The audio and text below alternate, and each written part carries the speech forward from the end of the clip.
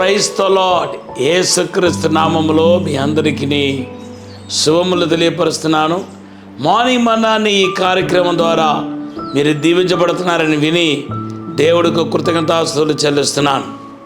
దేవుని బిడ్డలారా, ఈ మార్నింగ్ మన్నా అనే ఈ కార్యక్రమాన్ని కనీసం ఒక 10 మందికైనా మీరు వాట్సాప్ ద్వారానో ఇతర సోషల్ మీడియా ద్వారానో మీరు పరిచయం చేయాలని కోరుతున్నాను. ఇంకా మీరు దైవజనుని పరిచర్యను దైవజనుని యూట్యూబ్ ఛానల్ సబ్స్క్రైబ్ చేయకపోతే సబ్స్క్రైబ్ చేయాలని కూడా కోరుతున్నాను. నిన్న కూడా మనం మాట్లాడుకున్నాం, దేవుని బిడ్డలారా, దేవుని మనము ప్రేమించాలి. దేవుని ప్రేమించటం పరిశుద్ధాత్మ సహాయముతో సులువని అంటాను, కానీ దానివల్ల మనం పొందే ఆశీర్వాదం మాత్రము కోకొలదిగా ఉన్నాయి. పట్టజాల విస్తారమైన దీవెనలు మీకు దేవుడు కలుగజేస్తాడు. మిమ్మల్ని అభివృద్ధి చేస్తాడు, వర్ధలు చేస్తాడు, బలపరుస్తాడు.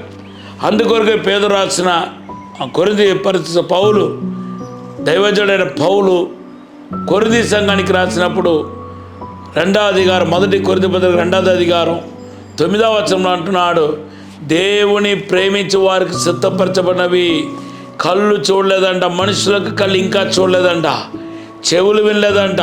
ఇప్పుడు 2000 సంవత్సరం అయింది. అయినప్పటికీ యేసు ప్రభు మన కొరకు సిద్ధపరచబడిన ఆశీర్వాదాలు ఈ భూమిలో దాచిపెట్టి 2000 సంవత్సరాలు పైబడి అయింది. కానీ ఈరోజు దేవునికి మహిమను, ఆశీర్వాదాన్ని, అద్భుతాన్ని అనుభవించలేని దౌర్భాగ్య స్థితిలో ఉన్నారు. దేవుని బిడ్డలారా, దానికి ఒకే ఒక కట్టలో మీరు సంపూర్ణంగా అనుసరించట్లేదని అర్థం. అదేంటంటే దేవుని మనము ప్రేమించాలి. ఎంత ఎక్కువ దేవుని ప్రేమిస్తామో అంత ఎక్కువ మనం ఆశ్రయించబడతాం. మోసేను సీనాయి కొండపైకి తీసుకువెళ్ళి 40 రోజులు ఆయనకు అద్భుతమైన పాఠాలు నేర్పించాడు. డివిజన్ వారీగా మాట్లాడకుండా వచ్చాడు. సమాజంలో ఎలా ఉండాలి, సంఘంలో ఆత్మీయ అనుభవం ఎలా ఉండాలి, కుటుంబంలో ఎలా ఉండాలి, ఇవన్నిటినీ దగ్గర వేద పండితులు అంటున్నారు 560కి పైగా ఆజ్ఞను సమకూర్చాడట. అయితే ఇవన్నీ మనస్సులో, మైండ్లో పెట్టుకోవటం కష్టం కాబట్టి దేవుడే దాన్ని కుదిర్చి 10 ఆజ్ఞల కింద పెట్టాడు. ఈ 10 ఆజ్ఞలు తెలియపరిచే ప్రాముఖ్యమైన సత్యం ఏంటంటే, నీ దేవుడైన యెహోవాను పూర్ణ మనస్సుతోను పూర్ణ ఆత్మతోను నువ్వు ప్రేమించాలనేదే దేవునికి ఉద్దేశమై ఉంది. ఈరోజు మీరు దేవుని ప్రేమించేవారా కాదని విషయాన్ని ఒకసారి ఆత్మ పరిశోధన చేసుకోవాలి. మొదటిగా దేవుని ప్రేమించే వారికి ఉన్న ప్రత్యేకత ఏంటి తెలుసా? వాళ్ళు చెడుతనం జోలికి వెళ్ళరు, చెడుతనాన్ని అసహించుకుంటారని పరిశుద్ధ గ్రంథంలో రాయబడి ఉంది. మీరు నిజంగా దేవుని బిడ్డలైన వారైతే చెడుతనాన్ని అసహించుకుంటారు. అంతేకాదు, మత్తయి సువార్తలో మీరు చదివితే 21వ అధ్యాయం, నీ దేవుడైన యెహోవాను పూర్ణ మనసుతోనూ పూర్ణాత్మతోనూ పూర్ణ హృదయముతోనూ ప్రేమించాలనేదే దేవుని యొక్క చిత్తమై ఉంది. ఈరోజు సూటిగా మిమ్మల్ని అడుగుతున్నాను, మీరు దేవుని ప్రేమించేవారైతే నంబర్ 1 చెడుతనాన్ని అసహించుకోవటానికి రెడీగా ఉండాలి. నంబర్ 2, యేసు ప్రభువే స్వయంగా చెప్పిన మాట ఏంటో తెలుసా అండి? యోహాను సువార్త 14:17 అంటున్నాడు, ఇఫ్ యూ లవ్ మీ, మీరు కనుక నన్ను ప్రేమించాలనుకుంటే, ప్రేమించేవారైతే నా ఆజ్ఞలు మీరు పాటించాలని ప్రభు చెప్తున్నాడు. నీ దేవుడైన యెహోవాను ప్రేమించాలి, అదే సమయంలో నీ కొరకు ప్రాణం పెడుతున్న యేసును కూడా ప్రేమించాలి, పరిశుద్ధాత్మ చేత నడిపించబడాలి.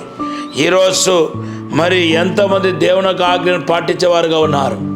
దేవుని బిడ్డలారా, ఈ చెవులో విని ఆదివారం వచ్చి పరుగున వచ్చి ఈ చెవులో విని ఆ చెవులో వదిలేస్తే దానిలో ఏమర్థం ఉందో చెప్పండి.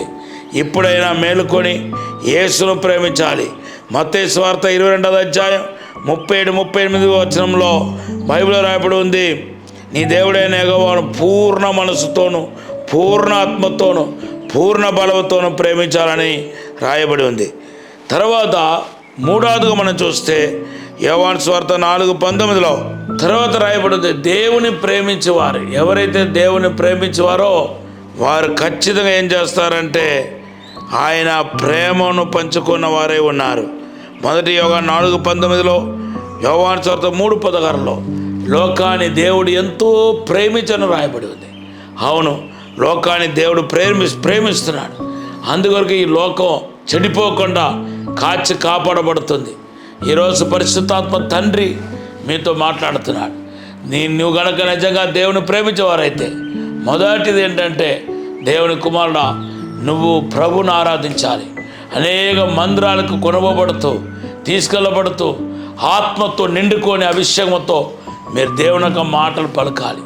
అంతేకాదు, బైబిల్ రాయబడింది దేవుని ప్రేమించడానికి ఆయన ఆజ్ఞలను కైకొనుటే దేవుని ప్రేమించడం అని రాయబడి ఉంది. ఆయన ఆజ్ఞలు భారమైనది కాదని మొదటి యోహాను పత్రిక 5వ అధ్యాయంలో రాయబడి ఉంది. నువ్వు గనక నిజంగా దేవుని ప్రేమించేవారైతే నువ్వు ఏం చేస్తావో తెలుసా? చెడుతనాన్ని పూర్తిగా అసహించుకుంటావు.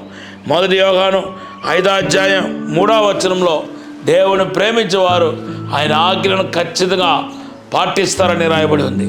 ఈరోజు అది పెద్దలోక నిర్ణయం. దేవుని బిడ్డారా, ఈరోజు పరిశుద్ధాత్మ దేవుడు మీతో మాట్లాడుతున్నాడు.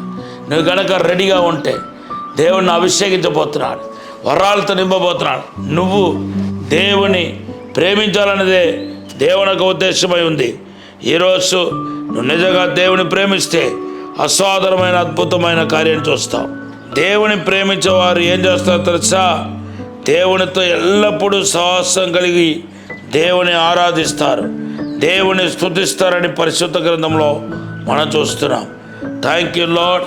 ఈరోజు నా మాట ఉంటున్న మీ జీవితంలో అల్పుడైన వారికి మీరు ఎవరైతే చేస్తారో అది దేవునికే చేసినట్టుగా అవుతుంది. కనుక ఈరోజు మీరు దేవుని ప్రేమించాలని దేవుడు కోరుకుంటున్నాడు. ఒక చిన్న ప్రార్థన చేయబోతున్నాను. మీ వాగ్దానం, దానికి ముందు నీ వాగ్దానం ద్వితీయోపదేశకాండ 6వ అధ్యాయం 5వ వచనం, పరిశుద్ధము నమ్మకమైన పరలోక తండ్రి, నిన్ను ప్రేమించేవారుగా దయచేయండి ప్రభా. నేను వర్ధలు చేసి పెంపతింప చేసి 2 ఆత్మతో 2 అభిషేకంతో నింపమని తాకుమని యేసు నామములో అడిగి వేడుకుంటున్నాము తండ్రి. Amen, amen, amen. దేవుని ప్రేమించే మనస్సు మీ అందరికీ కలగాలని ప్రార్థిస్తున్నాను. May the lord bless you. దేవుడు మనం దీవించిన గాక. ఆమెన్.